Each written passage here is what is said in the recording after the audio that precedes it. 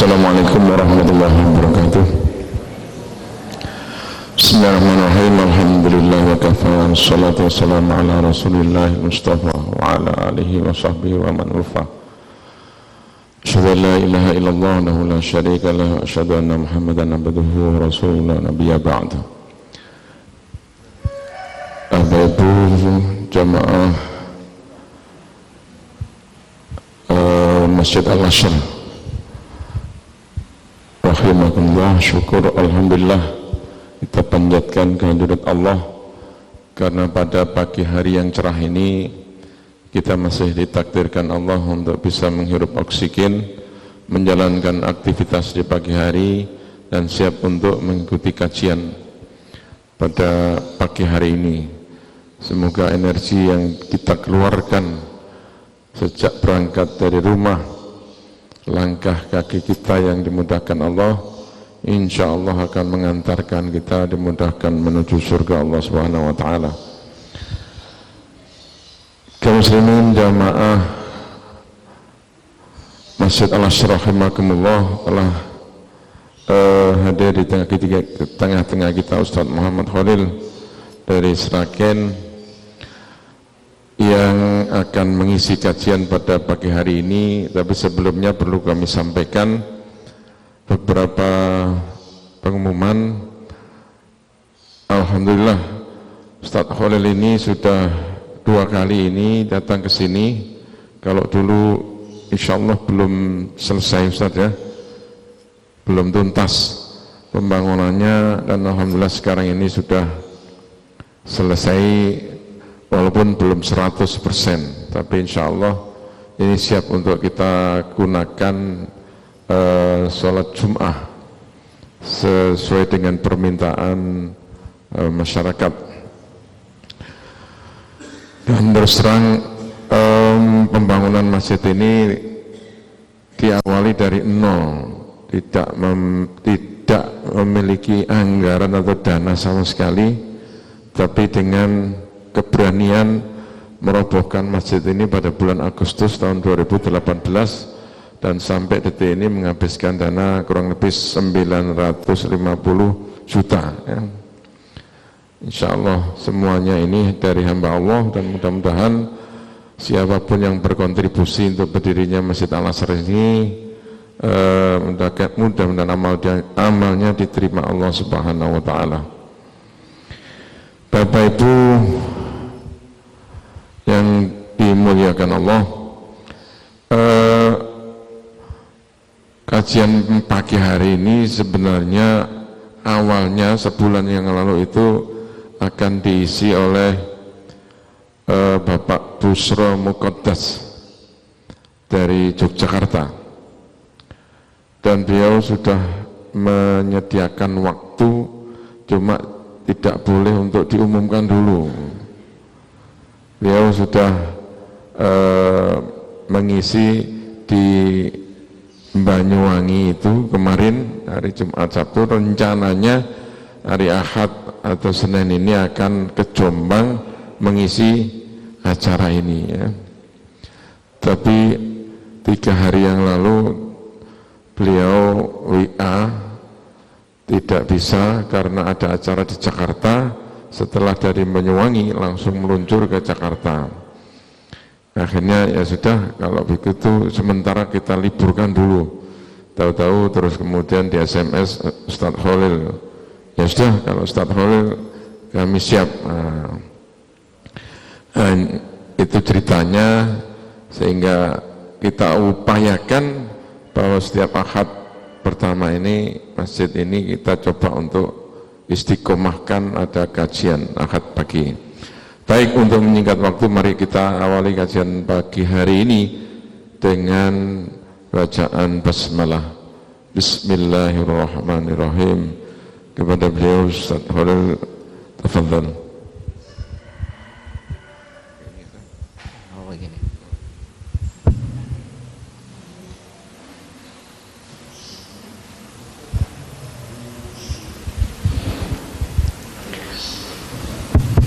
Bismillahirrahmanirrahim.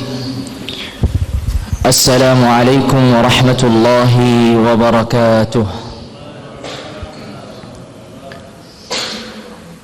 الحمد لله رب العالمين ولي الصالحين ولا عدوان إلا على الظالمين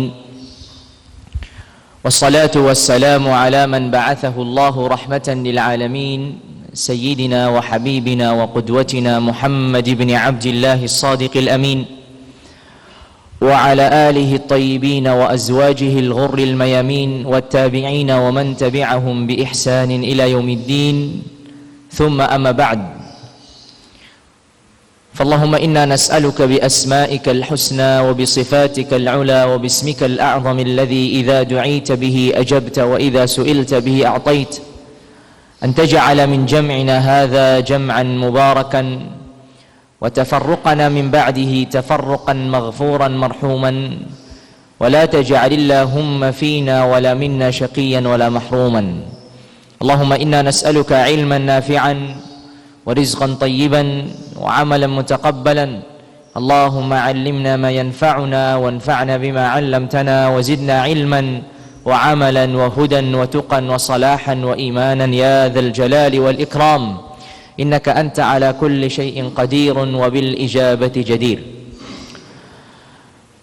Jamaah hadirin sekalian yang dirahmati dan dimuliakan Allah Azza wa Jal, alhamdulillah pada kesempatan pagi hari ini saya kembali dimudahkan Allah Azza wa Jalla untuk bertemu dengan saudara-saudara seiman, saudara-saudara seislam yang disebutkan bahwasanya Rasulullah sallallahu alaihi wasallam bersabda, al-arwahu junudun mujannadah fama ta'arafa minha i'talaf wa ma tanakara minha ikhtalaf, bahwasanya al-arwah atau roh-roh itu bagaikan satu kesatuan. Di saat mereka saling mengenal maka mereka akan saling bersatu, dan di saat mereka tidak mengenal maka mereka akan berpisah dan bercerai-berai. Alhamdulillah pada kesempatan pagi hari ini kita sama-sama dipertemukan Allah Azza wa Jal dalam keadaan sehat, afiah, dalam keadaan iman dan Islam, dan semoga setiap langkah kita menuju rumah Allah untuk mempelajari firman-firman-Nya, sabda-sabda Nabi-Nya, semoga Allah Azza wa Jalla mencatatkan setiap langkah kita sebagai amal kebaikan dan pahala yang memberatkan timbangan kita pada hari akhir kelak.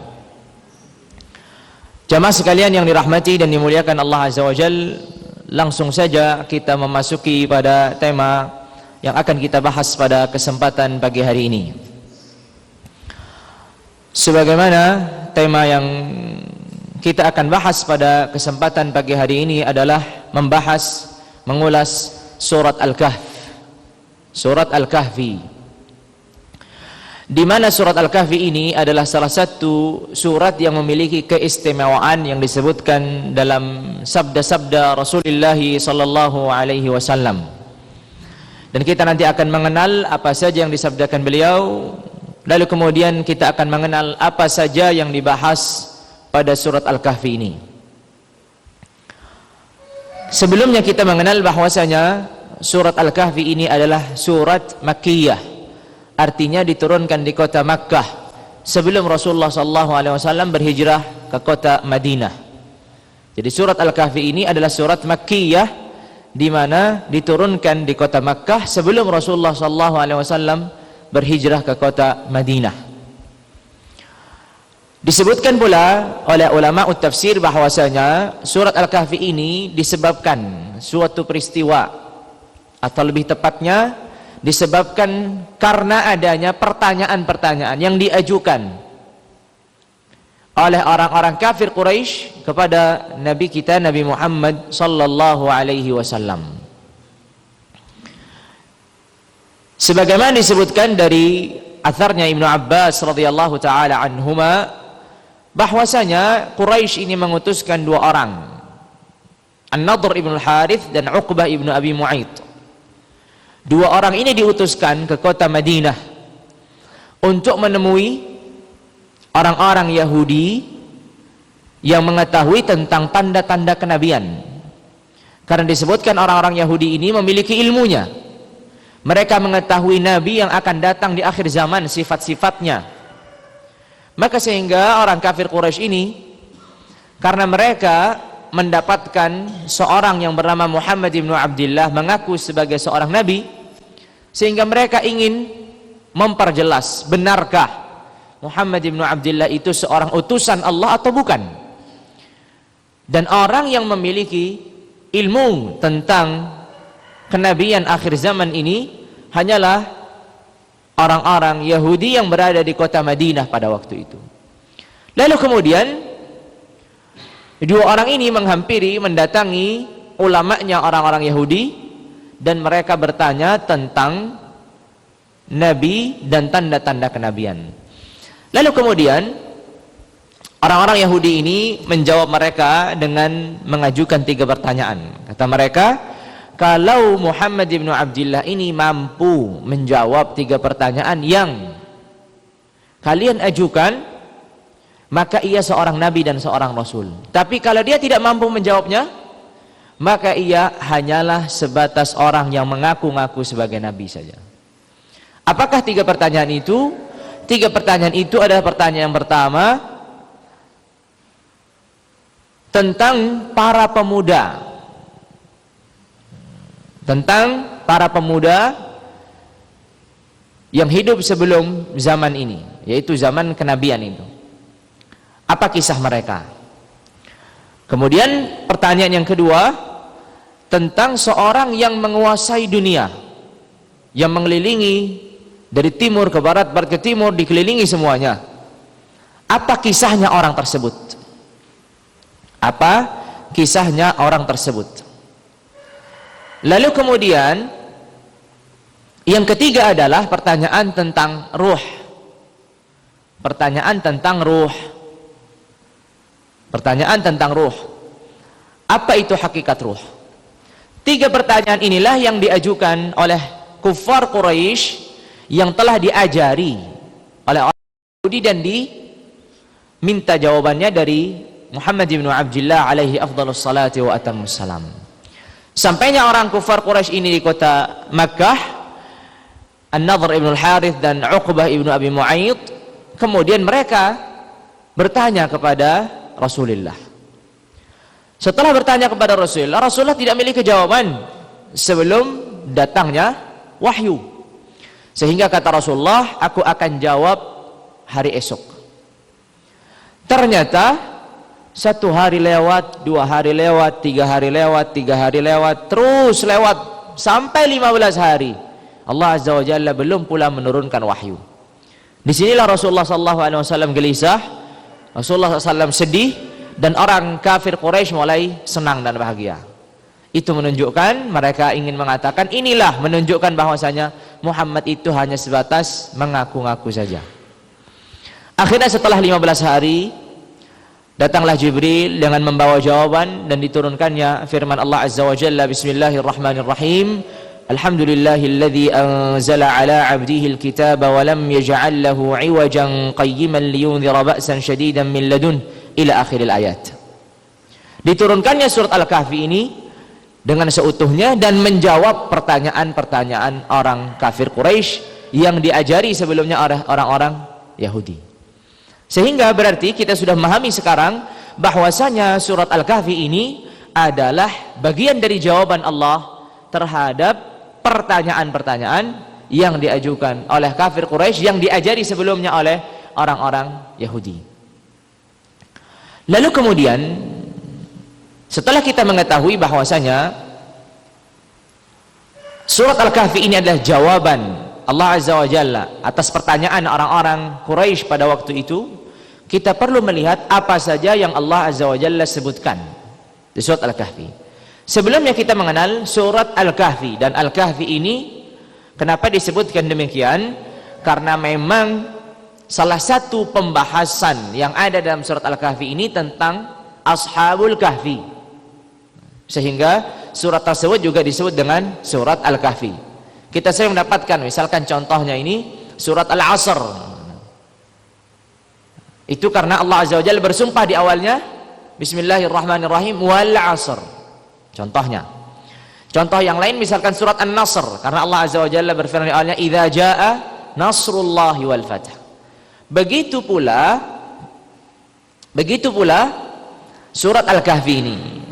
Karena ada kaitannya dengan apa yang dibahas di dalam surat Al-Kahfi, karena Allah Azza wa Jalla akan mengisahkan tentang Ashabul Kahfi. Maka sehingga disebutlah dengan surat Al-Kahfi. Surat Al-Kahfi ini dari namanya saja sudah mengisyaratkan tentang sesuatu. Dari namanya sudah mengisyaratkan tentang sesuatu. Kalau kita membahas apa itu arti Al-Kahfi, mudahnya dalam bahasa kita adalah gua. Walaupun dalam bahasa Arab nanti ada perbedaan antara Al-Kahf dan Al-Ghar, karena itu dua hal yang berbeda. Ada perbedaan terperinci secara bahasa, tapi bukan itu pembahasan kita. Tapi cukup kita fokus bahwasanya Al-Kahf itu adalah gua. Dan gua pada zaman dahulu kala itu tempat untuk berlindung. Sebagaimana kita mengenal ketika Rasulullah SAW akan melakukan perjalanan hijrah ke kota Madinah, sempat bermalam beberapa hari di gua, tempat berlindung. Sehingga seakan-akan surat Al-Kahfi ini tentang mengisyaratkan tentang bahwasanya surat ini adalah surat perlindungan. Surat ini adalah surat perlindungan. Makanya salah satu keutamaan surat Al-Kahfi ini, Rasulullah SAW bersabda, dan riwayatnya beragam, tapi di antara periwayatan yang ada, Rasulullah SAW bersabda, "Man hafidha 10 ayatin min awal suratil kahfi usima minad dajjal." Man hafidha 10 ayat min awal suratil kahfi usima minad dajjal. Siapapun orang yang menghafal 10 ayat dari awal surat Al-Kahfi, maka akan terselamatkan dari Dajjal. Dalam sebagian periwayatan 10 ayat yang terakhir. Dalam sebagian periwayatan seperti riwayat Tirmidzi, man qara'a 3 ayat, 3 ayat awal dari surat Al-Kahfi, sebatas membacanya. Tapi itu semua menunjukkan bahwasanya memang surat Al-Kahfi ini adalah surat yang menyelamatkan seorang yang beriman.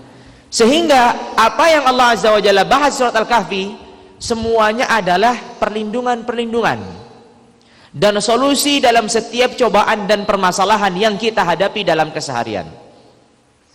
Makanya mungkin kita akan bertanya, mengapa dan apa hubungannya dengan Dajjal?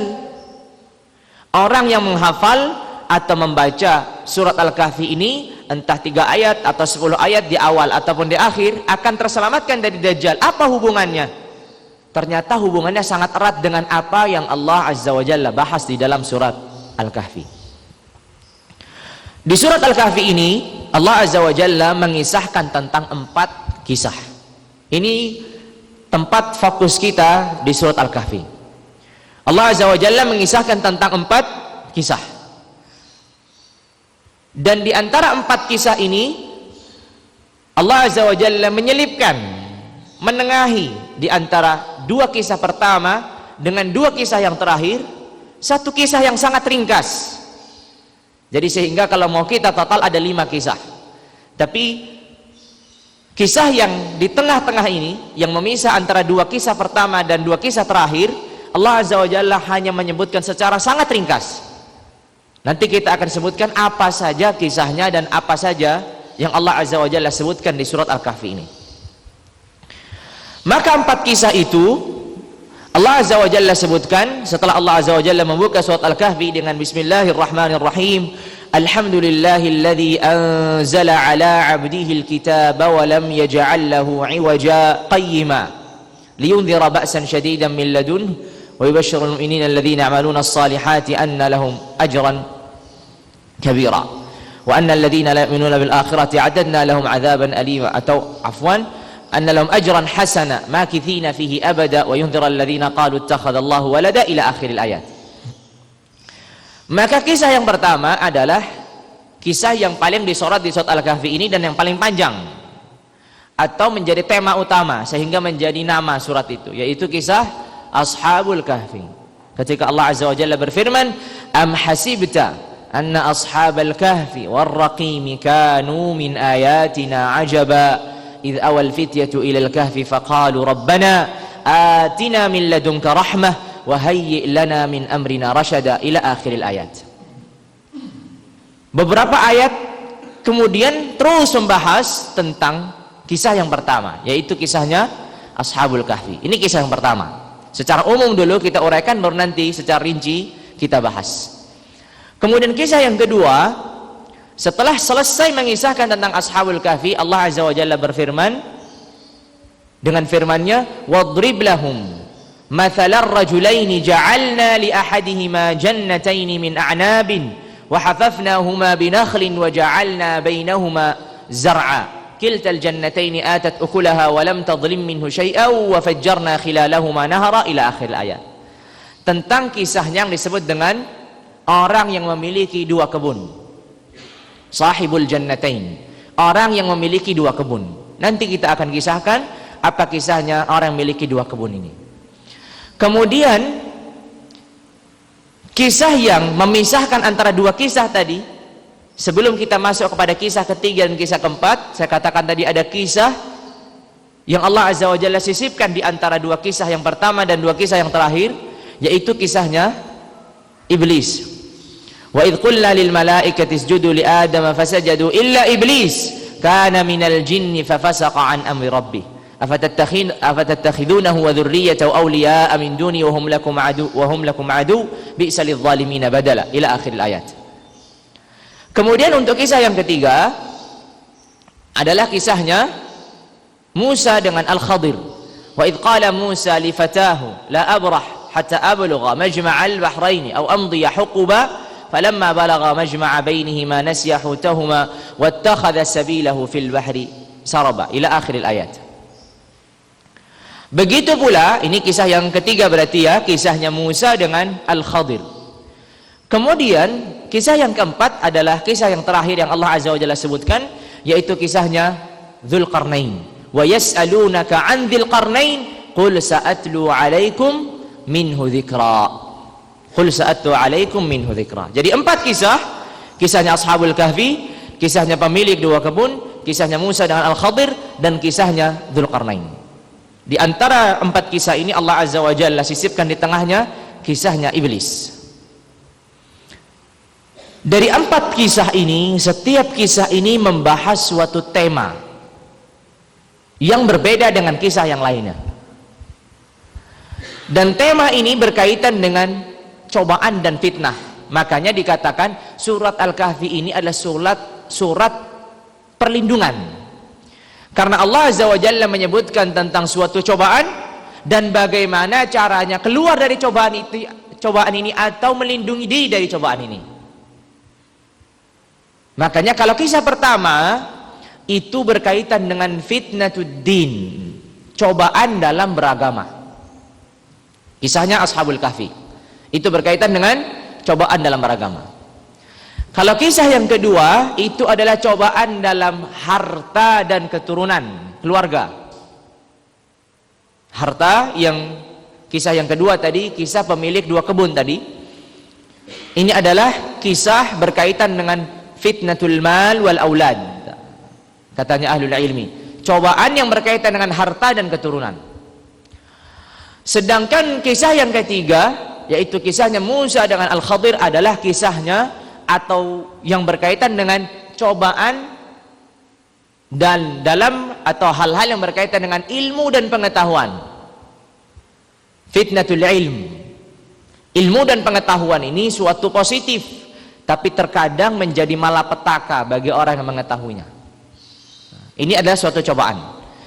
Kemudian yang terakhir kisahnya Dzulqarnain ini mengisahkan tentang seorang yang menguasai dunia, sehingga mengisahkan tentang cobaan dalam apa? Dalam jabatan dan kedudukan. Dalam jabatan dan kedudukan. Jadi pertama, kisahnya berkaitan dengan cobaan dalam beragama dan keimanan.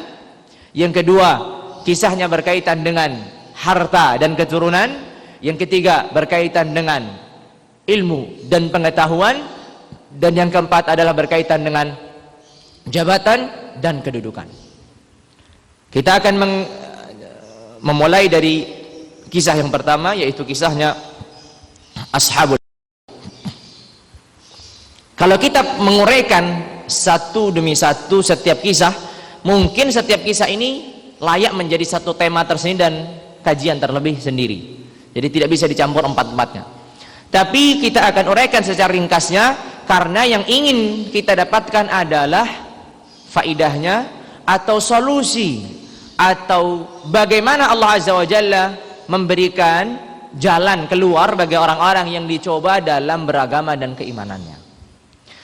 Ringkasnya, kisah Ashabul Kahfi ini adalah anak-anak muda yang mereka ini beriman kepada Allah Azza wa Jalla, hidup di tengah-tengah orang-orang dan keluarga yang musyrik, kufur terhadap Allah Azza wa Jalla, pemerintahan yang keji dan zalim sehingga ia pun dipaksa untuk tidak beriman kepada Allah.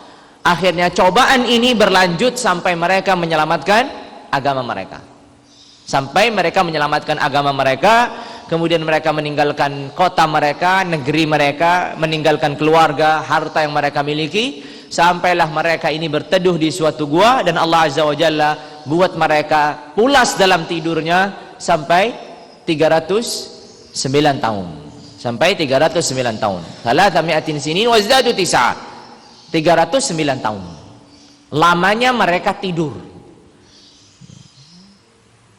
Setelah mereka menyelamatkan agama mereka dari negeri yang kufur, kekuasaan yang kufur juga, mereka menyelamatkan agama mereka, berteduh di suatu gua. Ternyata gua ini membuat mereka tertidur pula sampai 309 tahun. Mari kita melihat apa yang Allah Azza wa Jalla sebutkan di ayat-ayatnya. Allah Azza wa Jalla berfirman, am hasibta anna ashabal kahfi warraqimi kanu min ayatina ajaba idh awal fityatu ilal kahfi faqalu rabbana atina min ladunka rahmah wa hayyi' lana min amrina rasyada. Kita tahu kisah ini tadi membahas tentang cobaan dalam beragama dan keimanan. Allah Azza wa Jalla pada ayat awal sudah langsung mengisyaratkan suatu perlindungan dan solusi bagi siapapun yang mereka guncang dalam beragamanya. Ketika Allah Azza wa Jalla berfirman, idh awal fityatu ilal kahfi faqalu rabbana atina min ladunka rahmah wa hayyi' lana min amrina rasyada. Apa arti rabbana atina min ladunka rahmah wa hayyi' lana min amrina rasyada? Ringkasnya, ini kan doa.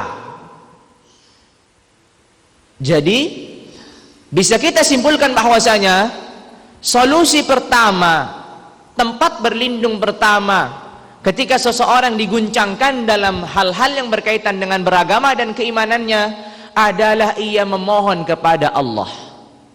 Siapapun di antara kita yang nampaknya sudah mulai ragu dalam beragamanya atau tidak kuat dalam menjalankan agama dengan tekanan zaman, dengan tekanan keluarga, lingkungan dan seterusnya, cobalah mengulang-ulang doa yang didoakan Ashabul Kahf. Rabbana atina min ladunka rahmah wa hayyi' lana min amrina rasyada. Karena kalau kita melihat dan menyusuri firman-firman Allah Azza wa Jalla yang mengajarkan kita doa-doa, maka doa-doa yang terbaik adalah doa-doa yang Allah Azza wa Jalla ajarkan kepada para nabi dan orang-orang saleh. Ini salah satu doa yang Allah Azza wa Jalla ajarkan kepada orang-orang saleh ini, anak muda yang beriman kepada Allah, sehingga mereka berdoa, Rabbana, Tuhan kami, atina min ladunka rahmah, berikan kepada kami rahmatmu, wa hayyi' lana min amrina rasyada, dan persiapkanlah dan berikanlah kepada kami atau perkara kami ini adalah rasyada, sesuatu petunjuk. Ingat, berarti solusi yang pertama yang Allah Azza wa Jalla sebutkan adalah berdoa. Makanya siapapun di antara kita yang nampaknya menjalankan syariat ini semakin berat, kemudian belum lagi omongan orang, belum lagi lingkungan, belum lagi macam-macam, termasuk juga mungkin kekuasaan, maka di sini adalah doa yang pertama adalah Rabbana atina min ladunka rahmah wa hayyi' lana min amrina rasyada. Kita berharap dengan berdoa kepada Allah Azza wa Jalla, Allah Azza wa Jalla memberikan solusi dalam kehidupan kita.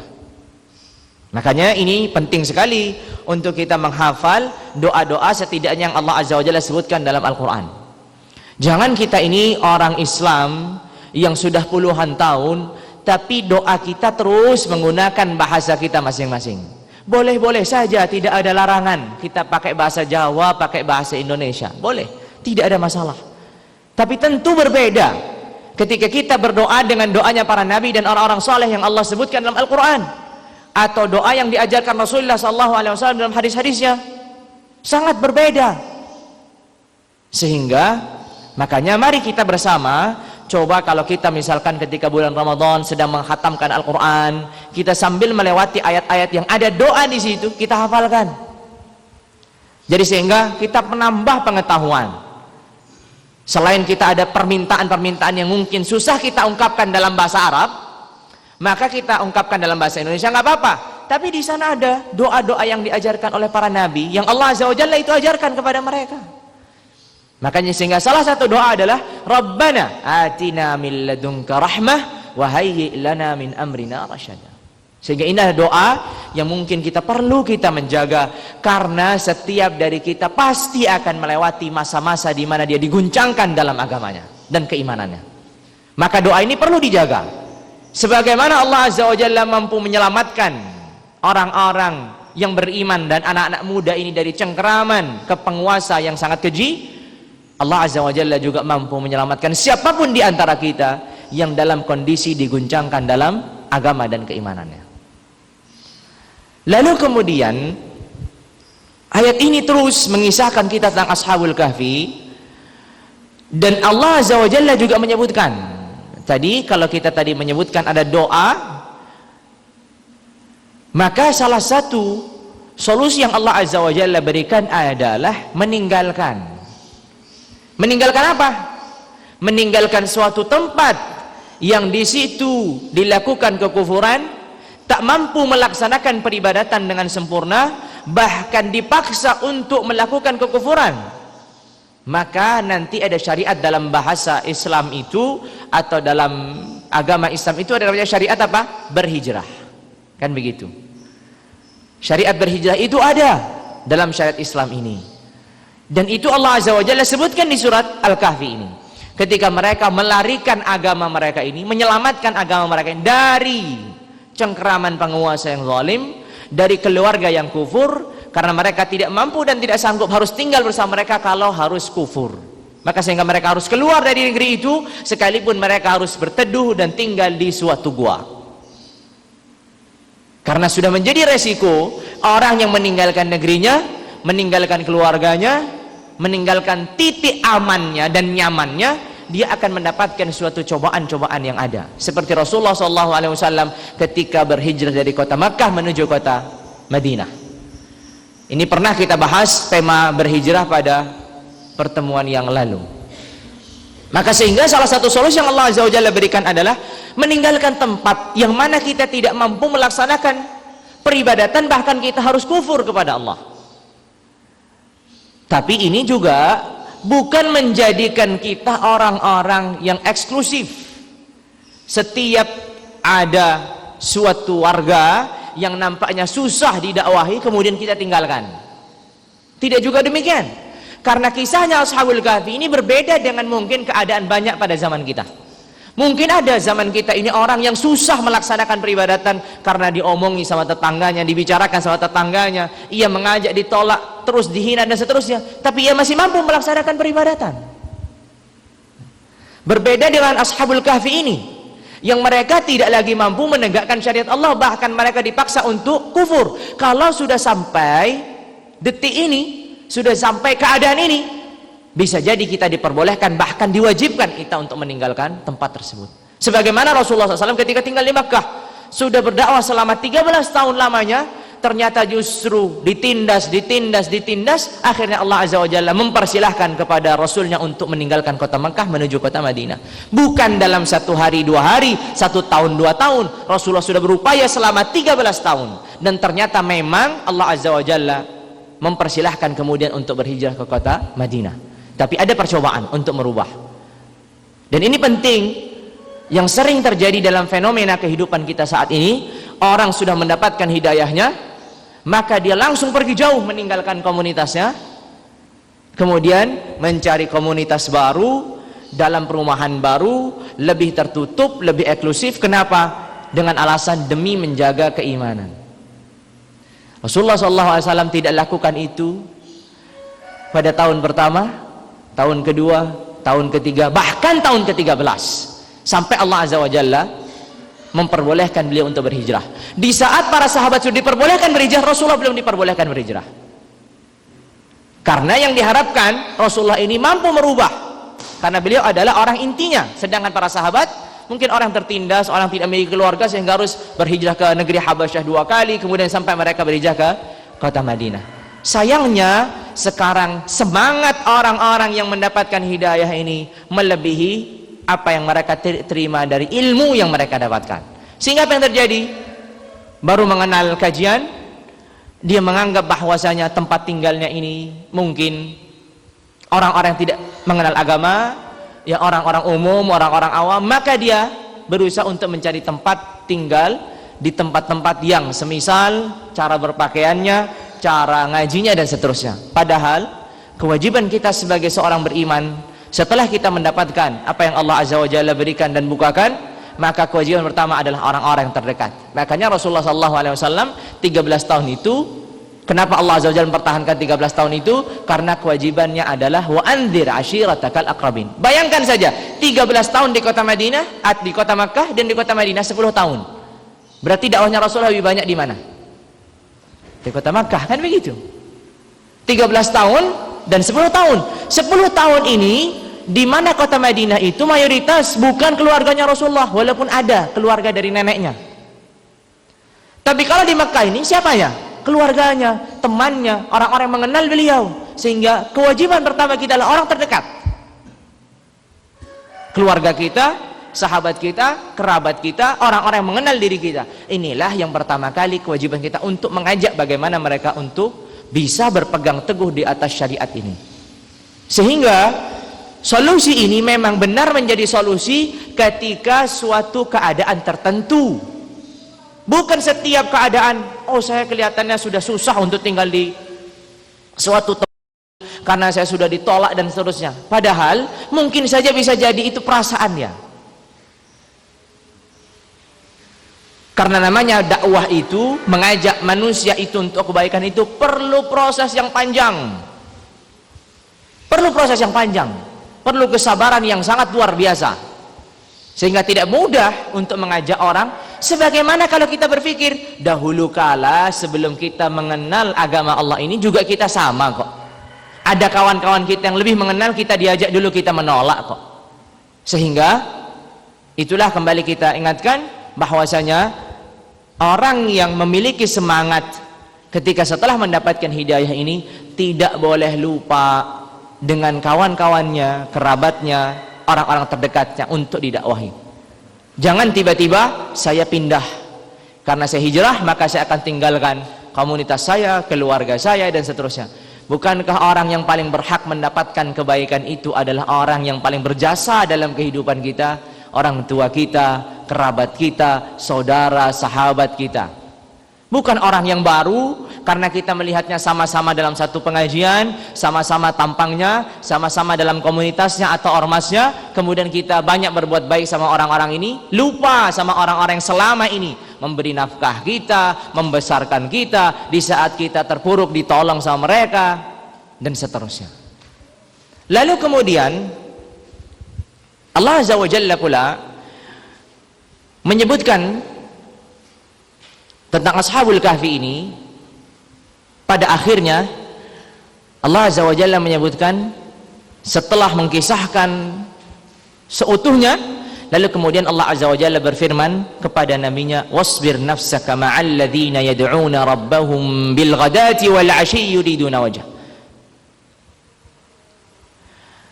Salah satu solusi agar orang itu memiliki kekuatan ketika mendapatkan guncangan dalam beragama dan keimanan adalah ar-rufqatus salihah, adalah orang-orang sahabat-sahabat yang saleh. Bayangkan saja Ashabul Kahfi ini beberapa orang, dan disebutkan di sana ada satu anjing. Anjing ini menjadi pelengkap. Kita mengetahui bahwasanya anjing ini salah satu hewan yang najis. Najasahnya mughalladhah kalau orang belajar fikih. Berat dia najasahnya. Tapi karena anjing ini menemani orang-orang baik, Allah sebutkan dan Allah kekalkan anjingnya Ashabul Kahfi ini sampai hari kiamat. Bukan karena anjing ini berubah menjadi suci, tapi karena ia mendapatkan dampak positif dari kawan-kawan yang baik ini. Sehingga salah satu solusi dalam beragama, salah satu solusi dalam keguncangan iman itu adalah kita mencari orang-orang yang menguatkan keimanan kita ini. Terkadang kita susah kalau kita harus menjalankan sendirian. Susah kita menjalankan sendirian. Maka ketika kita mendapatkan teman, dimotivasi, meminta motivasi, meminta nasihat, meminta agar hatinya dikuatkan dan seterusnya, maka dia akan mendapatkan penguat, kekuatan tersendiri. Makanya Ashabul Kahfi itu bukan 1-2 orang. Walaupun Allah Azza wa Jalla sembunyikan berapa orang, tapi Allah Azza wa Jalla isyaratkan di akhir. Ketika Allah Azza wa Jalla berfirman kepada nabinya, "Watlu ma uhiya ilaika min kitabi rabbika la mubaddila li kalimatihi wa lan tajida min dunihi multahada wasbir nafsaka ma'al ladzina yad'una rabbahum bil ghadati wal 'ashyi yuriduna wajha wa la ta'du 'aynaka 'anhum turidu zinatal hayatid dunya wa la tuti' man aghfalna qalbahu 'an dzikrina wattaba'a hawa wa kana amruhu furuta." Rasulullah sallallahu alaihi wasallam diperintahkan Allah, "Wasbir nafsak." Buatlah dirimu itu sabar bersama orang-orang yang memohon kepada Allah Azza wa Jalla, kepada Rabbnya, di pagi hari, di sore hari, di siang hari, terus meminta kepada Allah. Karena penting sekali dalam menjalankan syariat dan agama ini, kita ini membutuhkan orang-orang yang menguatkan diri kita. Maka setidaknya itulah hal-hal yang membuat Ashabul Kahfi ini selamat dan menyelamatkan agama mereka. Yang pertama tadi, mengembalikan kepada Allah dengan cara berdoa. Yang kedua tadi, meninggalkan suatu tempat yang sudah tidak bisa lagi diharapkan untuk menegakkan agama dan beribadah kepada Allah. Dan yang ketiga tadi, mencari orang-orang yang menguatkan dalam beragama dan keimanannya. Itulah kisahnya Ashabul Kahfi. Itu secara singkat dan sangat ringkas, karena poin yang ingin kita ambil adalah pelajaran apa yang bisa kita ambil dari surat Al-Kahfi. Ini sampai jam berapa ini? 7:30. Sampai jam 8. Saya jam 9 ada acara di Mojokerto. Baik. Lalu kemudian kisah yang kedua. Ini baru satu kisah sudah setengah jam sendiri. Lalu kemudian kisah yang kedua adalah kisahnya Ashabul Jannatain atau Sahibul Jannatain. Allah Azza wa Jalla berfirman tadi, "Wadrib lahum mathalar rajulain ja'alna li ahadihima jannatain min a'nabi wa hafafnahuma binakhl." Orang yang memiliki 2 kebun. Kebun ini berupa kebun anggur yang dihiasi dikelilingi dengan kebun kurma. Karena kisah ini mengisahkan tentang dunia Arab, jadi kebunnya anggur dan kurma. Berbeda kalau kita mengisahkan Indonesia gitu. Kebunnya banyak, bermacam-macam.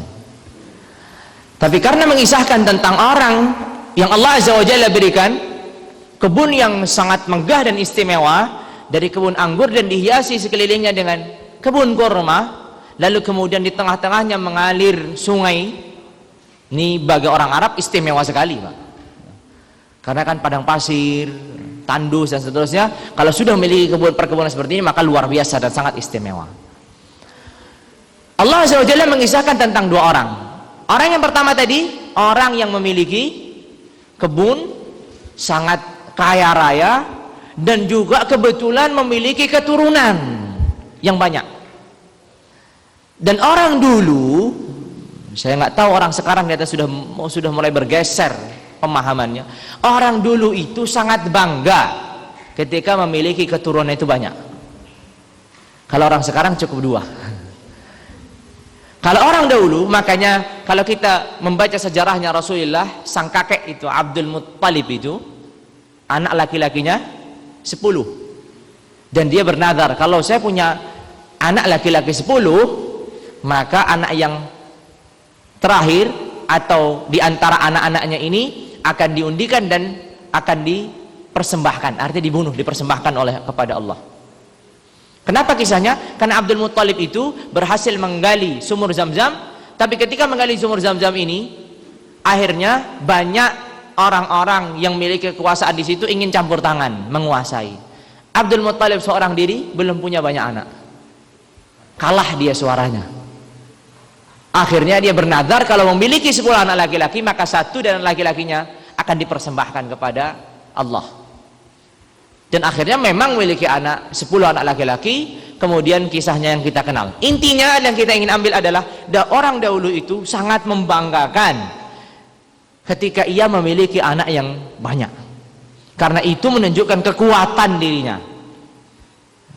Karena pada zaman itu mungkin orang masih sedikit, jadi yang mampu menguatkan dirinya bukan pengawal, bukan tentara, tapi anak-anaknya, terlebih anak laki-laki. Terlebih anak laki-laki. Makanya di sini orang kaya raya ini membanggakan kepada kawannya, karena ini kisahnya perbincangan antara dua orang, yang satu orang yang kufur, yang satu orang beriman. Yang orang kufur itu adalah orang yang tadi kaya raya dan memiliki keturunan yang banyak. Makanya dia mengatakan, ana aktsaru minka malan wa a'azzu nafara. Aku ini orang yang memiliki banyak harta, lebih banyak daripada kamu, dan aku juga lebih banyak memiliki keturunan. Sehingga dia menyombongkan dirinya di hadapan sahabatnya dan kawannya ini. Tapi apalah artinya kekayaan dan keturunan? Apa artinya keluarga dan harta jikalau tidak dibarengi dengan keimanan kepada Allah? Makanya sang sahabat ini mengingatkan dia tentang keimanan kepada Allah. Karena orang yang tadi kaya raya, yang memiliki kebun tadi ini, dia semakin hari semakin menjadi-jadi kekufurannya, sampai ketika suatu saat masuk ke dalam perkebunannya, ia mengatakan, ma adhunnu an tabida hadi abada. Saya tidak sangka ini akan hancur dan musnah. Saking luasnya, saking megahnya perkebunan itu, bagi dia nggak mungkin ini akan musnah, nggak mungkin ini akan hancur. Bahkan lebih-lebih lagi dia mengatakan, wa ma adhunnu sa'ata qa'imah. Bahkan hari kiamat pun tidak akan ada. Lihat kekufuran ini. Karena sudah melihat kemegahan, melihat sesuatu yang istimewa di hadapannya, lupa segala sesuatunya kalau itu adalah pemberian dari Allah. Bahkan hari kiamat pun diingkari. Bahkan dia mengatakan, kalaulah ada hari kiamat, maka aku akan mendapatkan posisi dan kedudukan yang tinggi, karena aku orang kaya. Jadi dia mengkiaskan orang yang memiliki kedudukan di dunia ini akan pula memiliki kedudukan yang tinggi di akhirat. Ternyata apa kata sahabatnya? Wa dakhala jannatahu wa huwa zalimun li nafsihi qala ma adhunnu an tabida hadhihi abada wa ma adhunnu as-sa'ata qa'imah wa la irjitu ila rabbi la ajidanna khayran minha munqalaba qala lahu sahibuhu wa huwa yuhawiruhu akafarta billadhi khalaqaka min turab thumma min nutfatin thumma sawwaka rajula.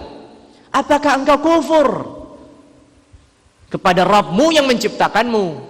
Dan disebutkan proses penciptaan itu. Lalu kemudian dia menceritakan, lakinnahu Allahu Rabbi, akan tapi ialah Allah Rabbku. Lakinnahu Allahu Rabbi wa la usyriku bihi ahada. Dan aku tidak akan menyekutukan kepada selain Allah Azza wa Jalla, menyekutukan apa Allah Azza wa Jalla dan menyembah kepada selainnya. Walaula idh dakhalta jannatak. Dia memberikan nasihat ini setelah dia meneguhkan kekuatan imannya, Tuhanku adalah Allah, aku tidak mungkin menyekutukannya. Kemudian dia memberikan nasihat, walaula idh dakhalta jannataka qulta ma syaa Allah la quwwata illa billah. Andai saja kamu ini memasuki kebunmu itu dalam mengucapkan Masya Allah, segala sesuatu itu kehendak Allah, la quwwata illa billah, tidak ada kekuatan kecuali dari Allah. Kalau engkau mengatakan itu,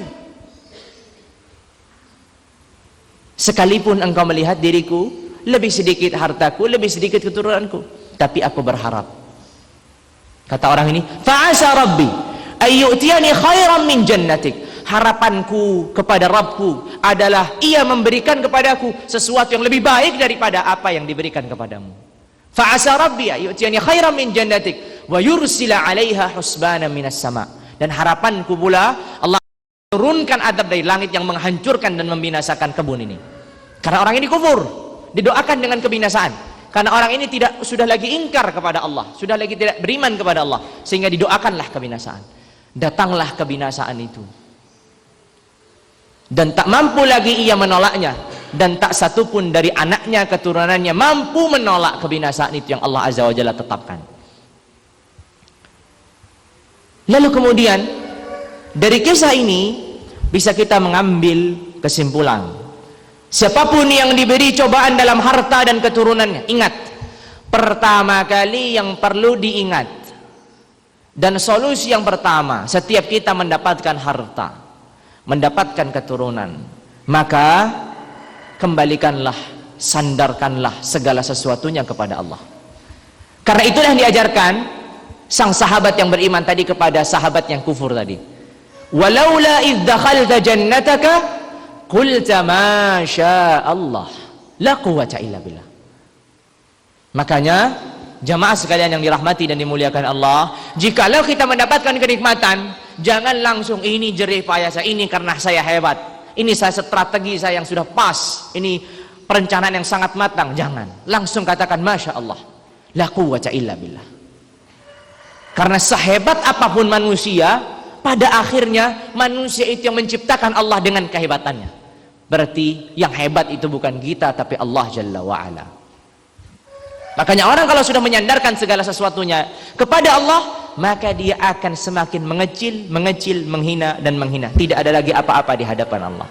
Tapi kalau dari awal sudah menyombongkan diri tadi, seperti orang ini, ana aktsaru minka mala wa azzu nafara, lihat, pertama sombong, kemudian dia masuk semakin lagi takjub dengan apa yang dimilikinya. Dia mengira tidak mungkin binasa, bahkan mengingkari hari kebangkitan. Ternyata itu semua terjadi dalam sekejap, binasa semuanya. Tak mampu satupun orang yang menolongnya.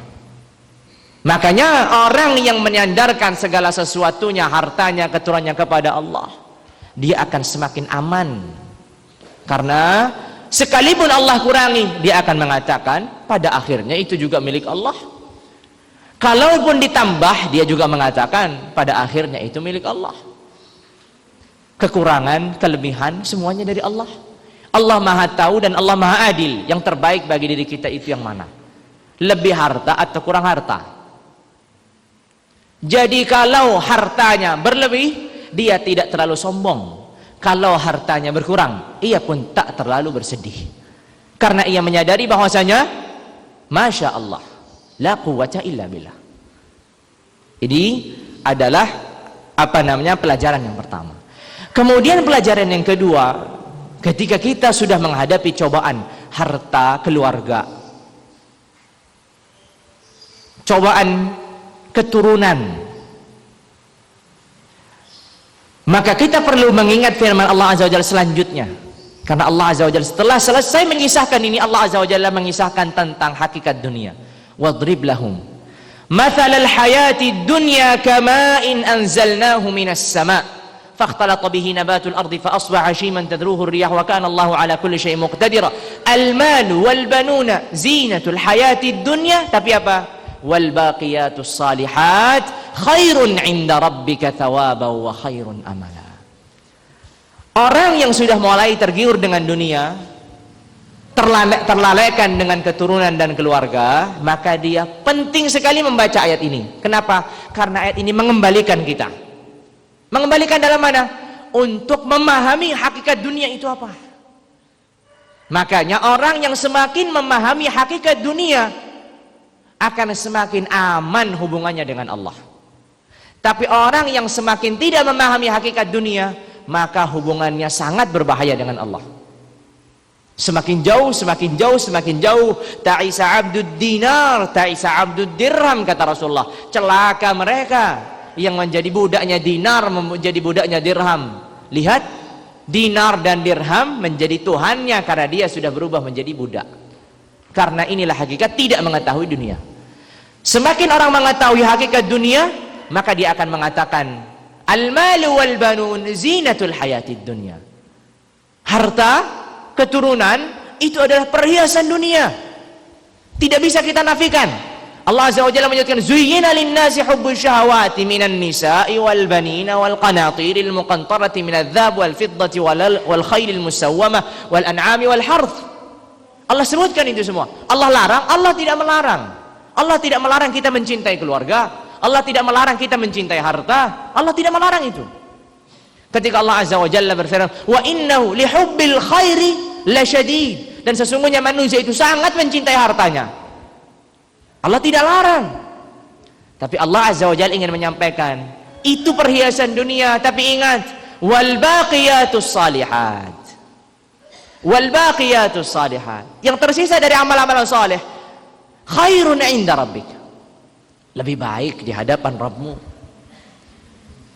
Perhiasan dunia ini silahkan kita nikmati, tapi ingat, jangan perhiasan dunia ini melupakan tujuan utama kita berada di dunia.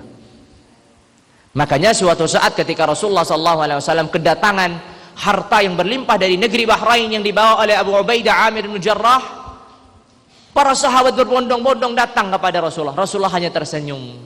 Lihat, Rasulullah tidak melarang mereka. Rasulullah tidak mengatakan hari ini banyak sekali sholat berjamaahnya, biasanya sepi. Tidak, Rasulullah tidak mengatakan. Rasulullah hanya tersenyum karena Rasulullah mengetahui tabiat manusia yang mencintai harta dan dunia. Rasulullah tidak larang. Maka sehingga apa yang terjadi ketika harta itu sudah tertumpuk, maka Rasulullah SAW mengatakan, abshiru, kabar gembira, harapan yang baik. Kata Rasulullah, demi Allah, bukan kefakiran yang aku takutkan atas kalian, melainkan ketika dunia itu dibukakan untuk kalian sehingga kalian berlomba-lomba dan kemudian perlombaan ini membuat kalian binasa. Itu yang ditakutkan Rasul. Bukan hanya sebatas terbuka dunia. Kalau orang dibukakan dunia dan dia mampu menjalankan tugasnya sebagai hamba, ini adalah perlu disyukuri dan ia hamba yang terpuji. Tapi yang menjadi masalah ketika dunia ini dibukakan oleh Allah dan membinasakannya, itu yang menjadi berbahaya. Itulah yang terjadi pada sahibul jannatain tadi. Kufur dia, mengingkari hari akhir, sombong dengan apa yang dimilikinya, Allah binasakan. Kita ingat juga dengan Qarun. Kita juga ingat dengan Qarun. Maka sehingga orang yang mengetahui hakikat dunia, maka ia mampu terselamatkan dari beragam fitnah dan cobaan dunia. Tapi orang yang semakin hari semakin tidak mengetahui hakikat dunia, ya'lamuna zahiran minal hayatid dunya. Kata Allah Azza wa Jalla, walakinna aktsaran nasi la ya'lamun. Kebanyakan manusia itu tidak mengetahui. Yang mereka ketahui adalah ya'lamuna zahiran minal hayatid dunya. Yang mereka ketahui adalah sesuatu yang tampak dari kehidupan dunia. Sisanya mereka tidak tampak. Hakikatnya seperti apa mereka tidak mengetahui. Sehingga itulah yang bisa kita ambil pelajaran dari kisah yang kedua. Masih ada waktu, Pak? Masih ada waktu? Masih. Baik, kita lanjutkan.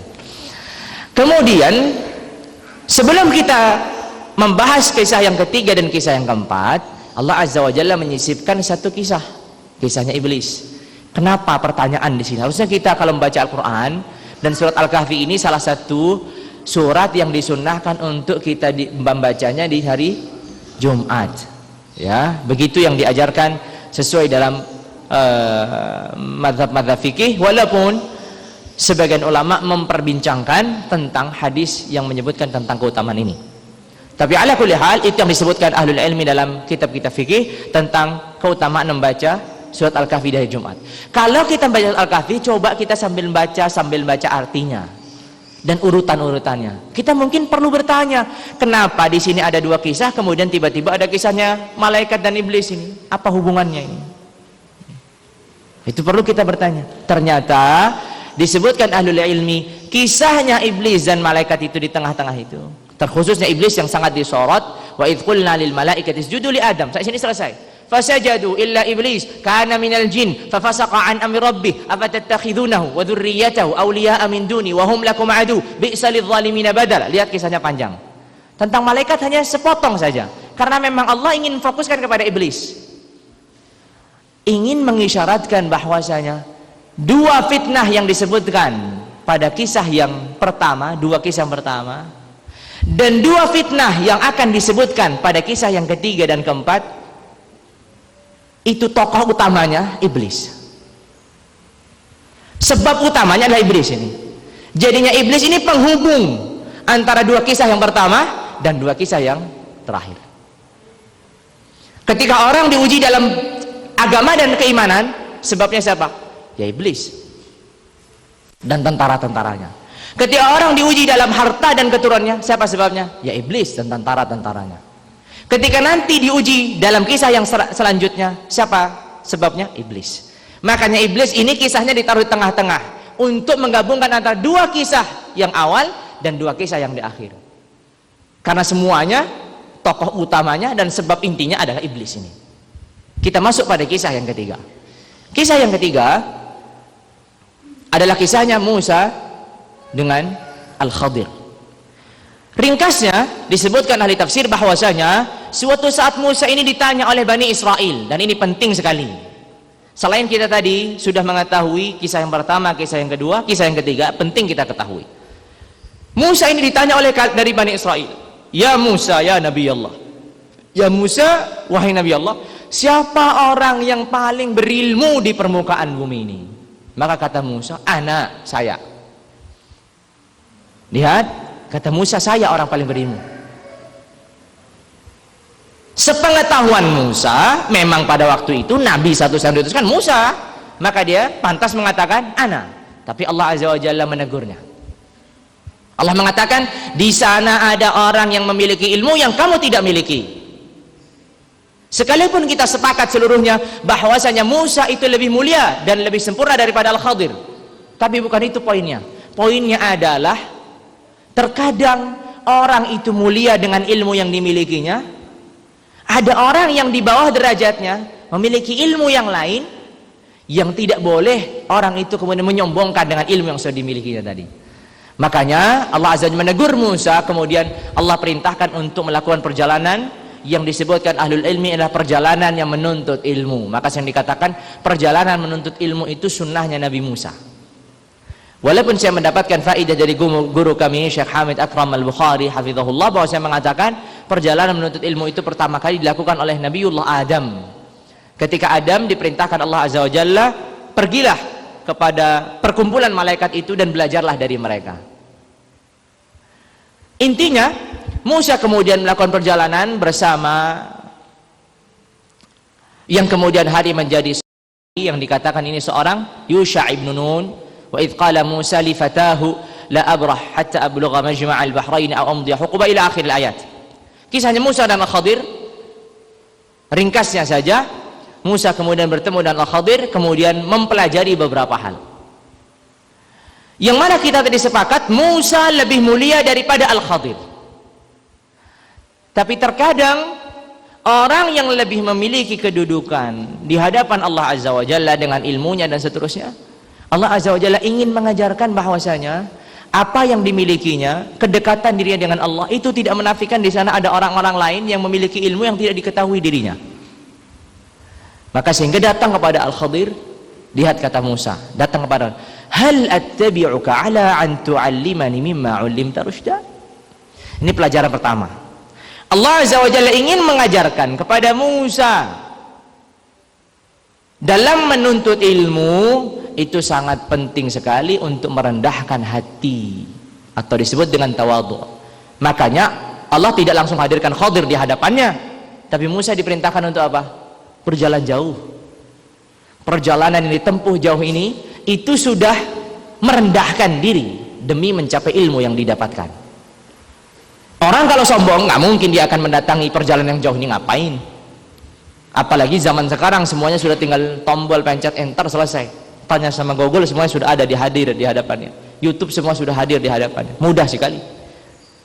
Sedangkan ilmu itu bukan hanya sebatas maklumat yang kita dapatkan, pengetahuan yang kita dapatkan. Allah Azza wa Jalla ingin mengajarkan kepada Nabi Musa, selama ini engkau Musa mendapatkan ilmu diturunkannya wahyu dengan mudah, tapi ada ilmu yang harus engkau dapatkan dengan susah payah.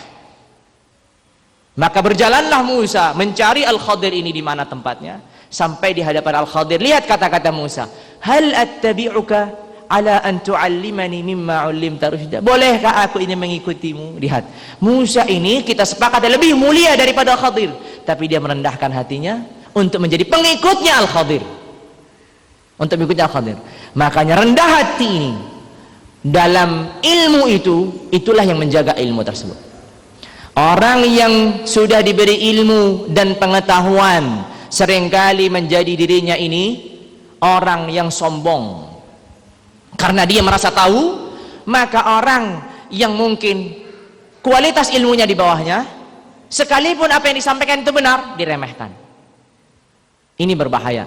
Musa lebih berilmu daripada Al-Khadir, tapi Al-Khadir memiliki ilmu tertentu yang tidak dimiliki Musa, dan kesempurnaan hanyalah milik Allah Jalla wa'ala. Sehingga janganlah pernah kita ini sombong dengan diri kita. Saya sudah belajar bertahun-tahun, saya mengikuti kajian puluhan tahun. Masa ada orang baru ngaji sehari dua hari sudah mengajari saya?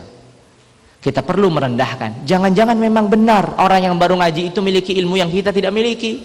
Terlewatkan selama 10 tahun itu, 15 tahun itu ngaji, ternyata nggak kita dapatkan. Maka sehingga mohon maaf kalau di sini saya mungkin yang paling muda di sini selain santri saya. Harus berbicara gitu. Padahal mungkin di sini saya yakin banyak sekali tokoh masyarakat ya yang berjuang dalam berdakwah jauh puluhan tahun di masa lalu ya. Tapi kali ini saya harus ngomong di sini untuk berbagi sharing ilmu. Semoga ini menjadi pembelajaran bahwasanya kita ini perlu merendahkan hati kita dalam mempelajari ilmu. Makanya sehingga Musa ketika datang kepada Al-Khadir tidak langsung mengatakan saya diperintahkan Allah untuk menjadi muridmu, enggak begitu. Tapi dia bertanya, hal attabi'uk ala an tu'allimani mimma 'ullimta rusyda? Bolehkah aku mengikutimu sehingga aku belajar darimu hal-hal pengetahuan, petunjuk-petunjuk yang aku tidak miliki? Nah, makanya kemudian Al-Khadir menjawabnya, kamu tidak akan bersabar, dan seterusnya, kisah yang panjang itu.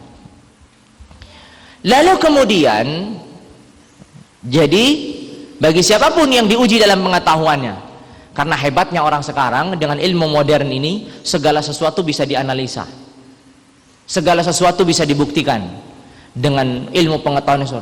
Menjadi orang itu keimanannya hilang ketika pengetahuan itu mendahului dan menguasai keimanan yang ada.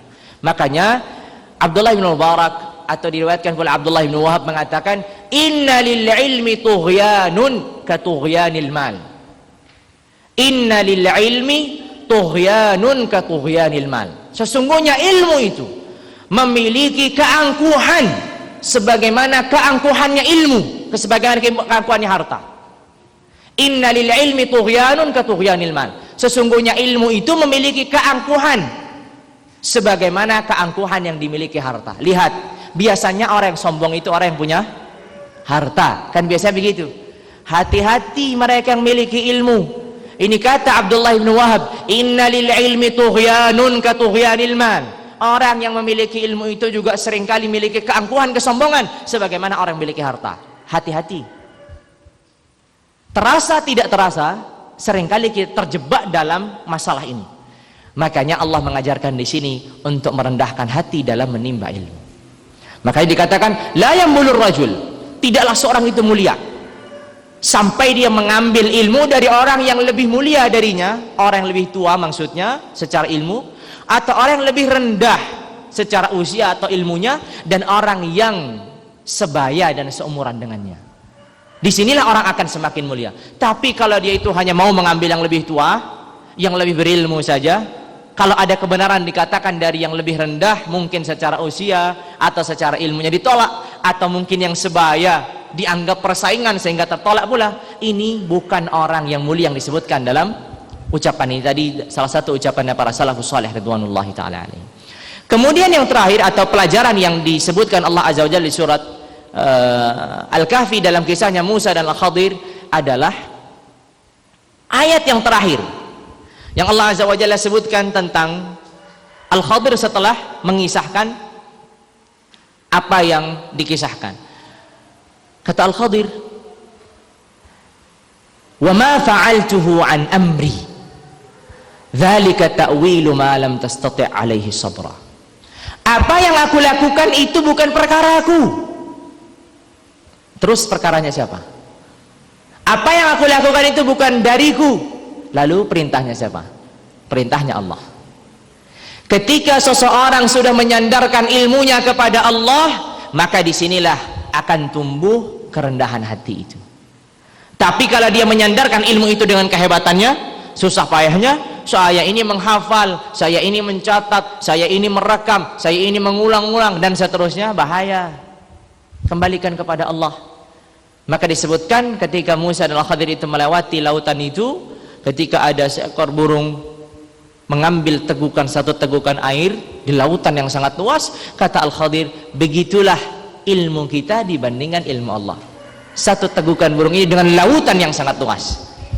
Pembelajaran agar seseorang merendahkan hatinya di hadapan ilmu, sehingga tidak ada manfaatnya ilmu yang menumbuhkan kesombongan dan menjauhkan diri kita dari orang-orang yang berilmu. Baru mengaji 1, 2 tahun, 3 tahun, 4 tahun, 5 tahun, 15 tahun, tapi kajiannya kan kajian rutin, seminggu sekali, seminggu 2 kali, seminggu 3 kali, nggak pernah mondok. Tapi setelah 15 tahun kemudian, ustadz yang dulunya mengajar dan membimbingnya bukan lagi siapa-siapa, karena sudah cukup. Allah, saya sudah tahu itu ustadz itu, saya sudah serap semua ilmunya, saya sekarang bisa menggantikannya dia. Nah, ini berbahaya ini. Lupa, kalau kata orang Indonesia, kacang lupa dengan kulitnya, begitu ya. Maka sehingga inilah kisah yang ketiga. Kisah yang terakhir, karena waktu sudah habis ini, nampaknya begitu ya. Kisah yang terakhir kita tutup, yaitu kisahnya Dzulqarnain. Kisahnya Dzulqarnain ini, kita mengenal Dzulqarnain orang yang tawafal masyriq wal maghrib, mengelilingi barat dan timur, semuanya dikelilingi dunia ini, dikuasainya. Bahkan sekelas Ya'juj dan Ma'juj saja yang memiliki kekuasaan yang luar biasa, nggak ada apa-apanya di hadapan Dzulqarnain. Berarti orangnya sangat luar biasa kuatnya. Ya, makanya sehingga tidak ada artinya Ya'juj dan Ma'juj ini yang nanti di akhir zaman akan menghabiskan semuanya. Tapi ketika berhadapan dengan Dzulqarnain nggak ada apa-apanya. Berarti ini berkaitan dengan fitnah apa? Jabatan dan kedudukan. Dia memiliki kekuasaan yang luar biasa, tapi apa yang dilakukan? Setiap diri kita mungkin memiliki kedudukan, entah itu seorang kepala sekolah, seorang mungkin pegawai yang memiliki bawahan dan seterusnya. Maka sehingga kedudukan apapun bentuknya, di pemerintahan, di swasta, apapun kedudukan ini yang kita miliki, itu adalah cobaan yang berat bagi diri kita. Dan apa yang dilakukan Dzulqarnain? Pertama, agar ia melampaui dan melewatkan cobaan ini adalah ia berlaku adil. Keadilan ini Allah tegaskan di surat Al-Kahfi, itu di kisahnya Dzulqarnain. Ketika Allah Azza wa Jalla berfirman, hatta idza balagha maghrib asy-syamsi wajada taghru fi 'ain hamia wajada 'inda qauma qulna ya Dzulqarnain imma an tu'adziba wa imma an tattakhidha fihim husna. Kamu lakukan apa ini? Kamu siksa mereka atau kamu perlakukan baik mereka? Ketika Dzulqarnain ini menemui suatu kaum, Allah persilahkan, silahkan kamu siksa, silahkan kamu perlakukan baik. Dzulqarnain melakukan apa? Mungkin kalau orang haus kekuasaan akan dibinasakan semua agar tidak ada yang mengganjalnya, kan begitu. Tapi Dzulqarnain berlaku adil. Kata Dzulqarnain setelah Allah Azza wa Jalla, imma tattakhidhu husna, qala amma man zalam fasawfa nu'adzibu thumma yuraddu ila rabbih fayu'adzibu 'adzaban nukra wa amma man amana wa 'amila salihan falahu jazaa'anil husna wa sanaqulu lahu min amrina yusra. Orang yang zalim kita akan berikan sanksi, orang yang baik ya kita akan muliakan. Keadilan. Dan ini sangat penting sekali bagi siapapun yang memiliki jabatan dan kedudukan. Itulah yang dibangun Dzulqarnain ketika menguasai dunia ini. Kemudian yang kedua adalah kembali lagi mempertegaskan, dan saya mengamati 4 kisah ini, dari 4 kisah ini ada titik temu yang sama, yaitu apa? Menyandarkan segala yang diberikan Allah itu kepada Allah. Dzulqarnain juga mengatakan demikian setelah berhasil mengurung Ya'juj dan Ma'juj itu. Kata Dzulqarnain, qala ma makanni fihi rabbi khairun fa'inuni biqu. Apa yang Allah berikan kepadaku, maka bantulah aku. Setelah selesai membangun itu semua, kata Dzulqarnain, qala hadza rahmatun min rabbi fa idza jaa wa'du rabbi ja'alahu dakka wa kana wa'du rabbi haqqan. Lihat, menyandarkan segala sesuatu kepada Allah. Entah itu harta, entah itu keturunan, entah itu jabatan, entah itu ilmu, entah itu dalam beragama. Ketika kita mengikat diri kita dengan Allah, maka Allah Azza wa Jalla akan selamatkan, pasti. Makanya sehingga penting sekali untuk melakukan itu. Kemudian yang terakhir, Allah Azza wa Jalla menyisipkan pada yang terakhir, yaitu adalah keikhlasan. Ini juga sangat menyelamatkan seseorang dalam fitnah kedudukan dan jabatan. Ya, Allah Azza wa Jalla sebutkan di ayat yang paling terakhir. Apa itu ayat yang paling terakhir? Yang sering disebutkan. Qul innama yuha ilai annama ilahukum faman kana yarju liqa'a rabbih falyamal 'amalan salihan wa la yusyrik bi ibadati rabbih ahada. Sering kan kita mendengar bahwa ayat ini itu menunjukkan tentang dua hal. Yang pertama adalah beramal saleh, dan yang kedua adalah ikhlas kepada Allah, tidak menyekutukan Allah. Sehingga orang yang memiliki kedudukan jabatan, ketika dia tulus mengerjakannya dan ikhlas semata kepada Allah Azza wa Jalla, maka Allah Azza wa Jalla akan selamatkan dari cobaan kedudukan dan jabatan tersebut. Inilah 4 kisah di surat Al-Kahfi, yang mana harusnya setiap kisah itu diuraikan dalam satu majlis tertentu, karena betapa banyak faidahnya setiap ayatnya, bahkan setiap kalimatnya menunjukkan sesuatu. Tapi karena sempitnya waktu, keterbatasannya waktu, sehingga kita padatkan dalam waktu yang sangat singkat ini 4 kisah yang Allah Azza wa Jalla sebutkan di surat Al-Kahfi. Semoga apa yang saya sampaikan ini bermanfaat, dan semoga juga menjadi motivasi dalam kehidupan kita, mengambil faidahnya. Ilmu yang kita dapatkan tak boleh berhenti dalam hati dan benak kita, melainkan menghasilkan amalan. Kemudian amalan ini menghasilkan buah yang sangat nyata dalam kehidupan bermasyarakat kita, dalam kehidupan keluarga kita, dan seterusnya, sehingga ilmu ini membuahkan suatu hasil yang bermanfaat di dunia dan akhirat. Mungkin itu yang bisa saya sampaikan. Adakah sesi yang lain mungkin, Pak? Ada sesi pertanyaan mungkin, atau tidak perlu? Kalau tidak perlu nggak masalah. Barangkali yang perlu ditanyakan masih ada waktu beberapa menit, karena waktunya ada jadwal juga ke Mojokerto ya, ada? Iya, di Mojokerto. Iya.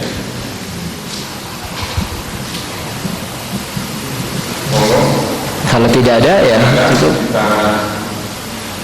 Tutup majelis ini. Iya.